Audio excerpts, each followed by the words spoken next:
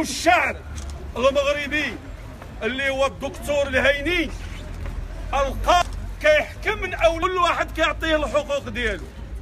قالوا له هاد الناس اللي كيحكموا واللي كل واحد كيناضل من الموقع ديالو، فالقاضي ناضل، فالهيني ناضل من موقعه كقاضي. قالوا له اسمح لنا انت ما صالحناش.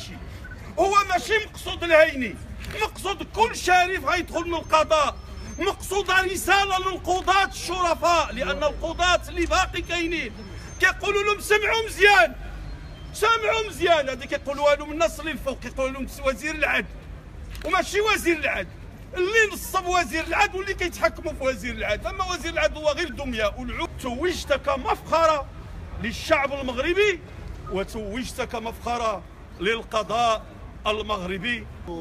لن نموت جوعا او عطشا لان شبعنا في افكارنا ومبادئنا لا في بطوننا.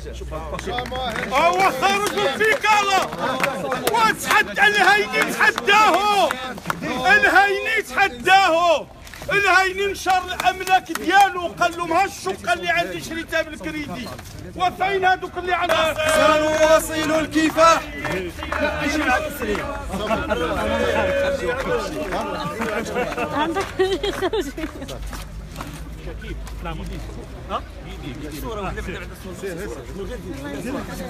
الله ينصرك اخويا، الله ينصرك على بلادنا، الله ينصر المغرب كامل. الله يحيي ورد الفلوس وديال الحدود ديال الحشمه. الله يجعل ربي ينصر، الله يجعل سيدي ربي بلاتي عبد سيدنا هذه صوره غدوز سير بقيوي.